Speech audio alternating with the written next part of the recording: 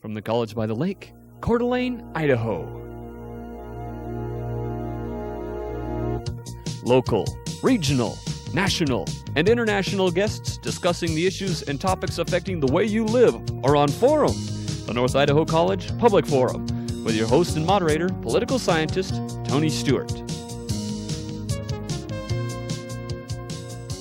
During the past few months, we've had some programs on the history of religion and analyzing religion and the meaning to life. And today it's a very special privilege to have as our topic the history of Judaism. And we could not be more fortunate to have a wonderful person who is certainly the appropriate individual to discuss this subject. I welcome to the program Rabbi Jacob Isaacson, who is the rabbi for Temple Beth Shalom in Spokane, Washington. And it's my understanding that he is the only full-serving rabbi between Minneapolis and Seattle, and we're very fortunate that he's so close by.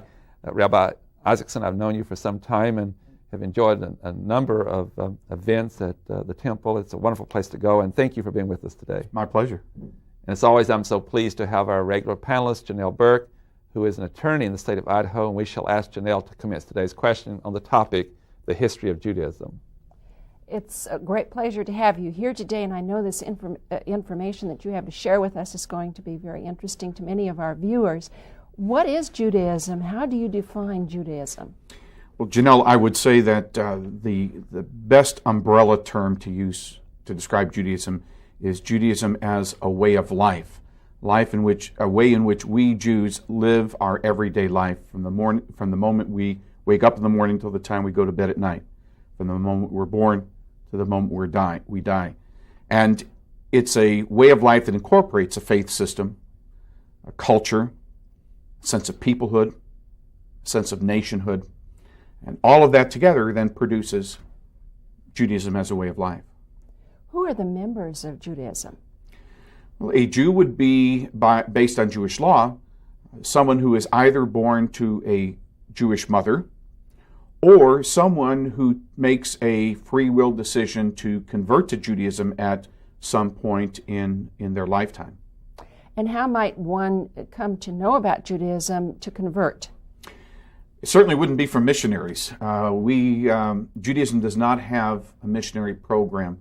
Through our entire history of some 3,500 years, there's been what I call one hiccup of time during the time of the Maccabees in the 2nd century BCE that we have had missionaries. Other than that, we don't go out and broadcast. We don't go out and persuade. Typically, someone meets a Jew, someone studies about Judaism, somebody sees this program and is interested and begins finding out about Judaism. But even then, traditionally, we're not supposed to encourage people to do this. We would rather have people right with God in whichever way works for them. Judaism is only one way, not the only way, but it's one of many ways to be right with God. Rabbi, let's go into more depth. We had the advantage of talking to you prior to the program, and I thought you had a wonderful analogy that you shared with Janelle and I concerning that Judaism is a way of life, and you also identified that with how one would be from another country, come here, and how one would become part of the American way of life. Would you share? Sure. The sense of being a Jew, especially, Janelle, before when you asked how does someone who's not born a Jew become a Jew, it's not so much that they convert to Judaism. It's that they choose to be identified with and part of the Jewish people. There's a big difference there.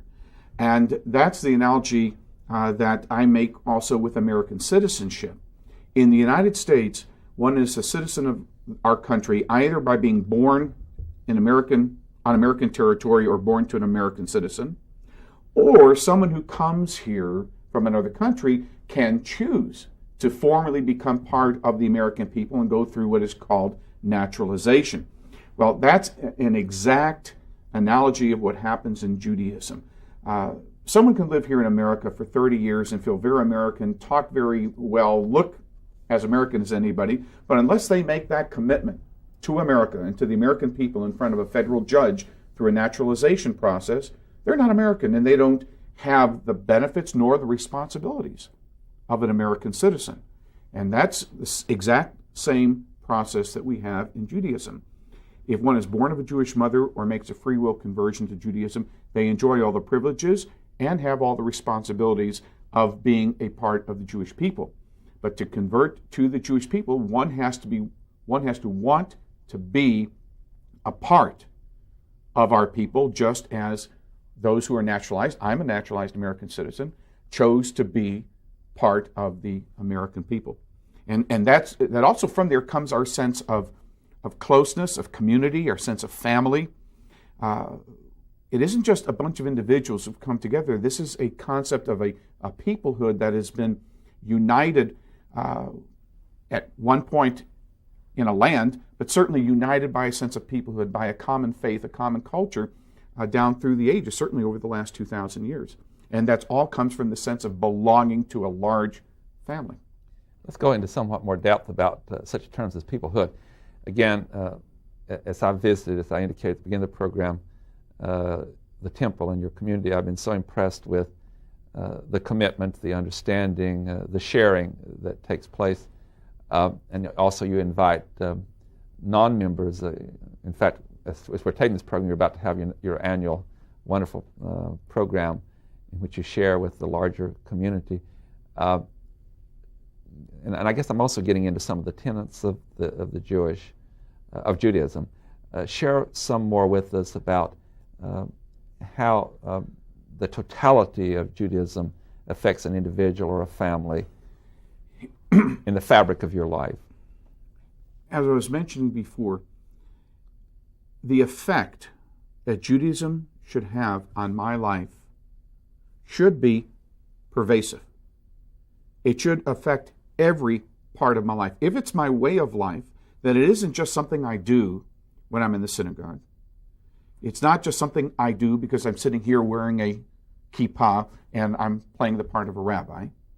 But being a Jew is a full-time, 24-hour-a-day obligation. And so the basic concepts of Judaism have to transcend my entire life and affect the way that I act, both between me and my fellow human beings and my relationship between me and God. A rabbi about 2,000 years ago, his name was Hillel, in fact, a contemporary of Jesus, was asked by a skeptic to describe all of Judaism while he, the skeptic, stood on one foot. This sage's name was Hillel, Rabbi Hillel. Rabbi Hillel said, fine, you go stand on one foot. The skeptic stands on one foot, and Rabbi Hillel says, love your neighbor as you love yourself, and the rest is commentary. Now, it sounds a lot like the golden rule that Jesus spoke. Well, they both were contemporaries. This would have been a popular teaching in the first century. But that is the essence of Judaism. The essence is, how do I relate with my fellow human beings? And through that relationship, how do I do my part of making this a better place for all of us to live? Whether it's here in Coeur d'Alene, whether it's in all of Idaho, all of Washington, all of the Northwest, all over the country, all over the Northern Hemisphere, all over the world. And that's how we see our responsibility. And that has to be what we today would call mission statement. It has to be my mission statement every moment of my life. You've been very clear. It's not a commitment that you come once a week or Correct. Twice a week and visit with others or worship with others, but it becomes the essence of who you are as a human being. That's the identity, and that's why the concept of people, of being a Jew, is much more complex than just saying, well, I go to synagogue X number of times. The mission statement of Judaism is tikkun olam, fixing the world. And I'm not the one who invented the term of peoplehood. It's scriptural.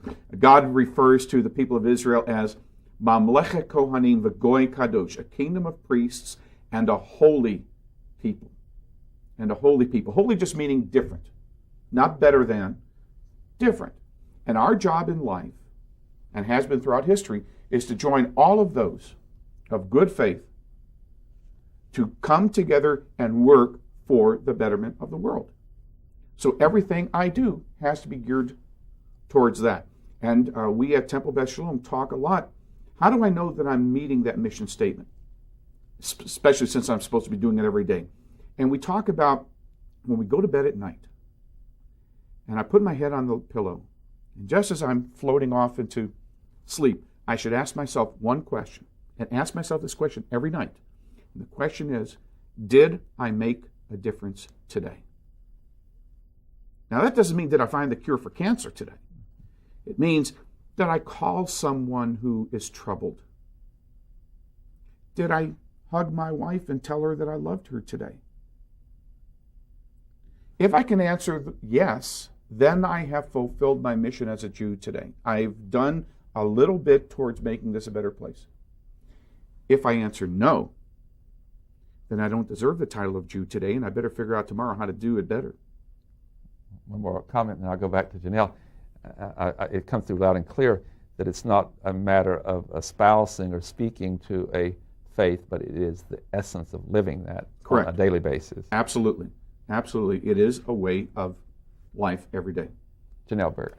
We're never going to have enough time in this program to ask you all the questions we want to ask. But if you were to think of 6 things that are important to Jews today, living in America, what would those 6 things be that you would just think of off the top of your head and kind of describe them for our viewers? The 2 immediately come to mind. Number 1, the state of Israel. And our responsibility as the largest Jewish community outside the state of Israel to see to its well-being. Now, that doesn't mean I have to agree with its politics. It doesn't mean I have to agree with its political leaders. What it means that I, as part of the Jewish people, have to be concerned that the state of Israel is not asked to be any more than or less than any other sovereign nation in the world. This is, I think, a common denominator among American Jews. And again, I have to stress, it doesn't mean we have to be in favor of its politics at any given time with any given administration. What it does mean is that we have a responsibility to ensure its well-being. A second common denominator for American Jews is the Holocaust. Now, not every American Jew suffered directly, thank God. But we all, as part of the Jewish people, suffered directly. We lost 1/3 of the world Jewish population during the Second World War. 1/3, and we've never recouped it. And therefore, we, again, as American Jews, have a responsibility living in the freest country in the world and having the greatest political strength of any Jewish community in the world. We have a responsibility to make sure that what led up to the Holocaust and what the Holocaust became doesn't happen again. Now, is that within my individual power? No. But my voice is one of many, and they're not just Jewish voices. So that's a common sense, too. When you hear the words never again, oftentimes it's said very militantly. Well, yes, I lost my family, except for my parents. My wife lost her family, except for her parents. And I say that very militantly, because as long as I have a breath in my life, it's not going to happen again. Another common for American Jews is I think the importance of the Jewish community. Now, that may be a temple, a synagogue like ours in Spokane.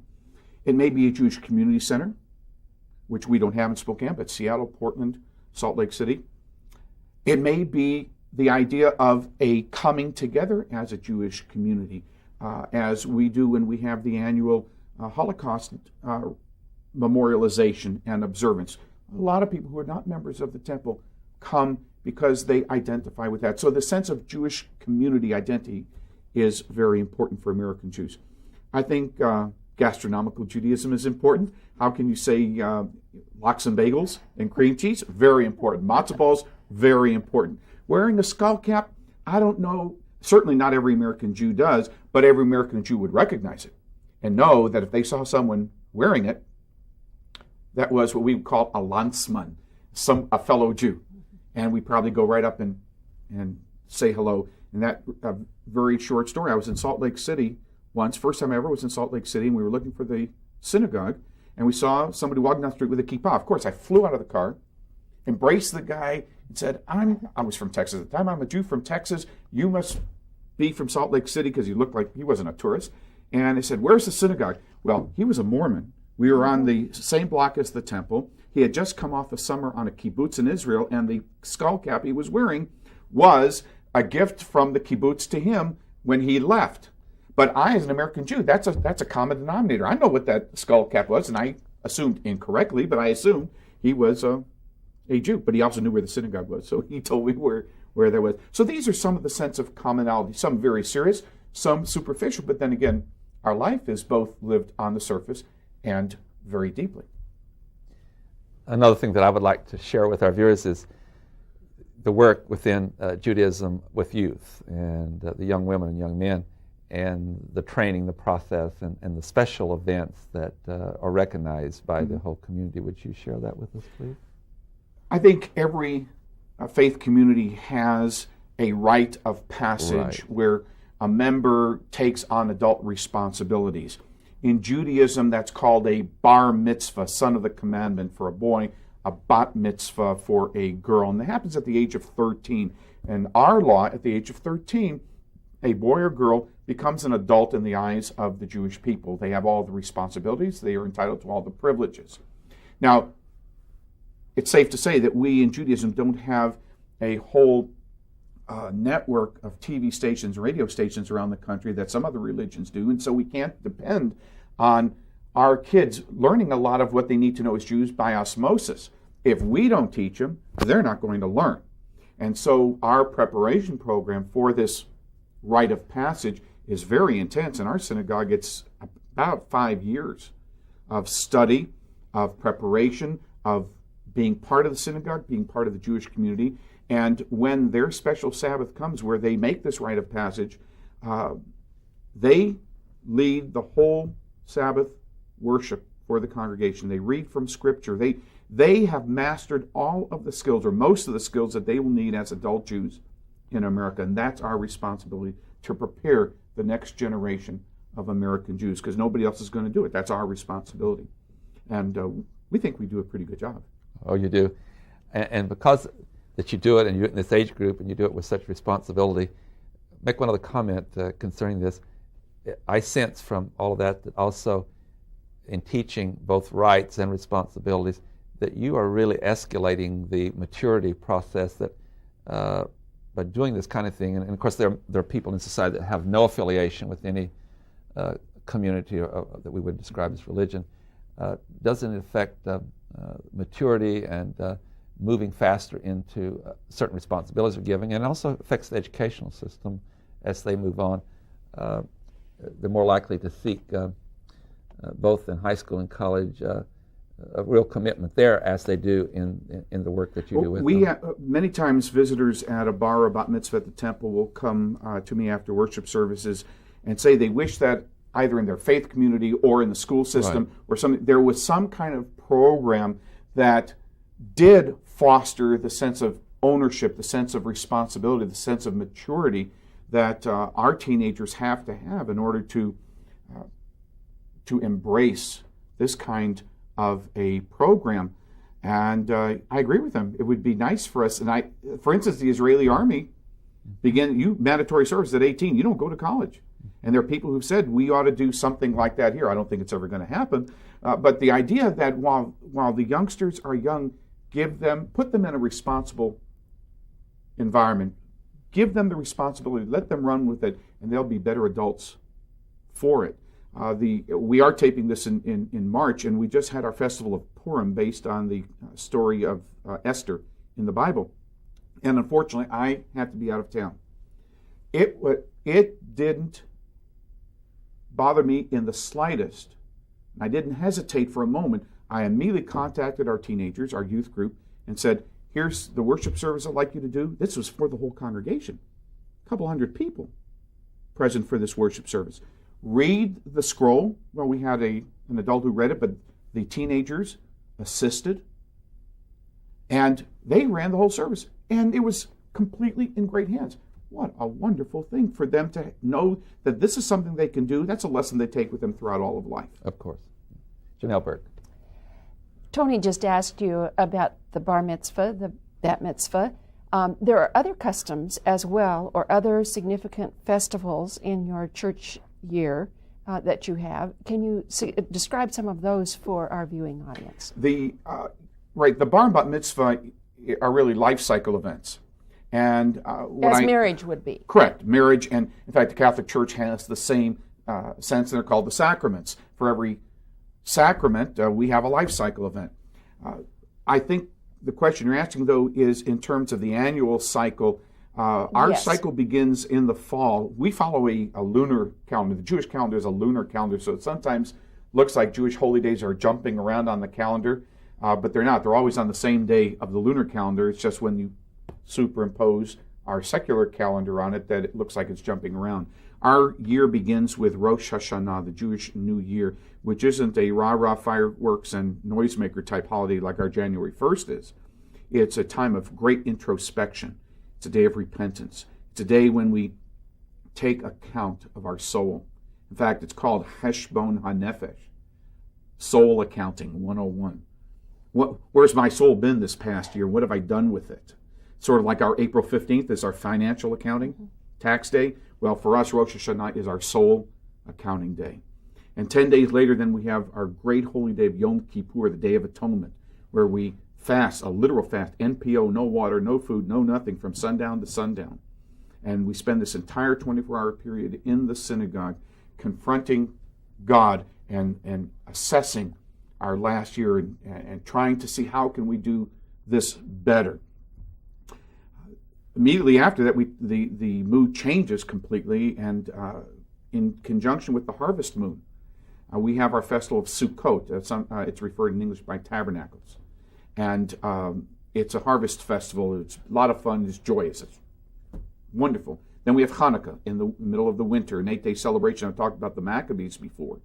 It's 8-day celebration of their victory over the Greeks and the independence of Israel at that time. It was in the 2nd century before the Common Era.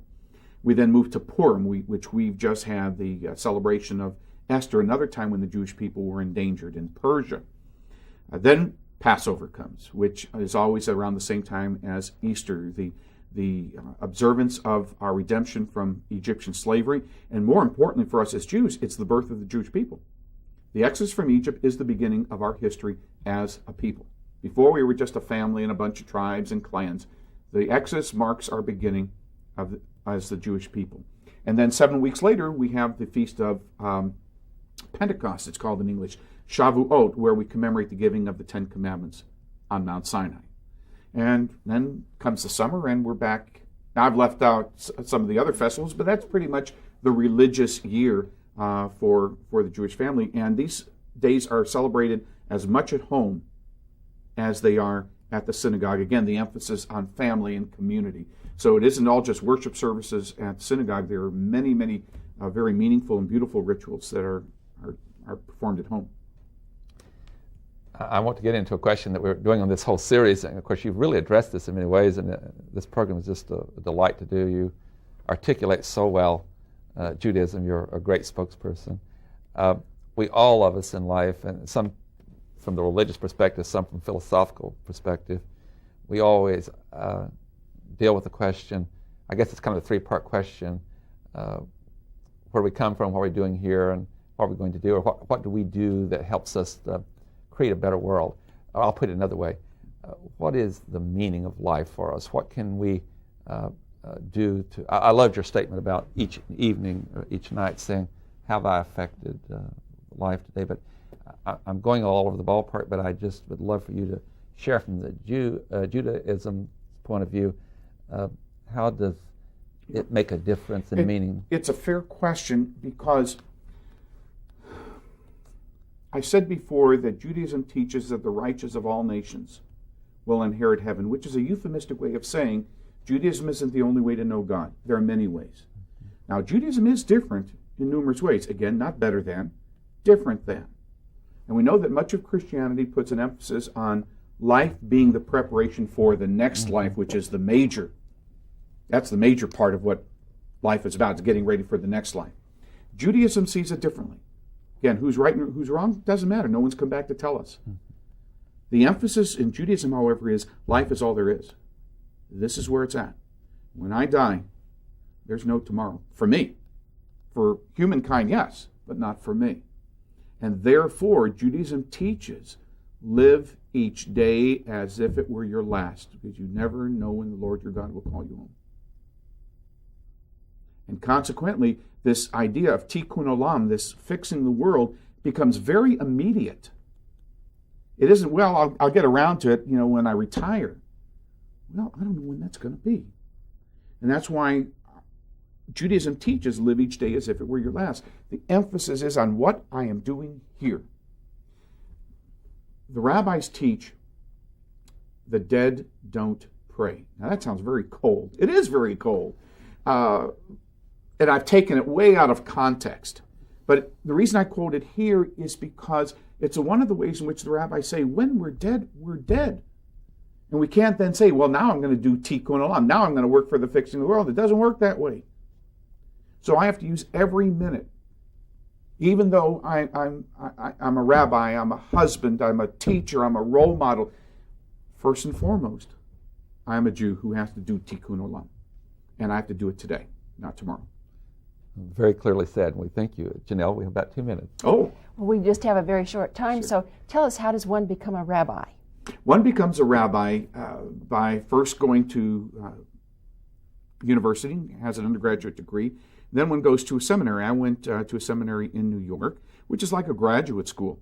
You come there with an undergraduate degree, and you study anywhere from 4 to 6 to 8 years, depending on what you know when you come in.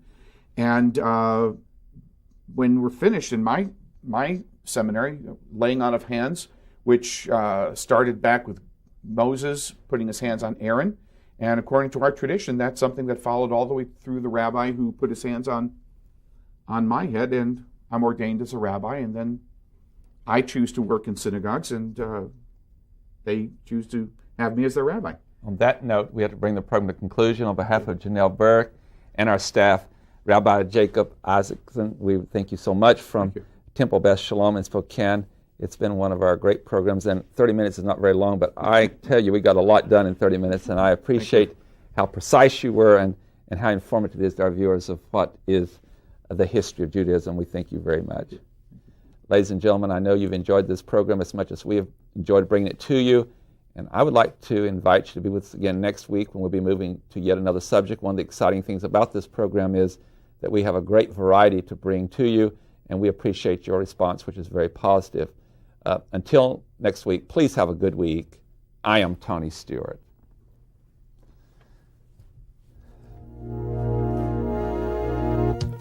The North Idaho College Public Forum was videotaped live from the studios of Instructional Technology on the campus of North Idaho College for viewing at this more appropriate time. We invite you to join us again next week for another all-new edition of the North Idaho College Public Forum on this public television station.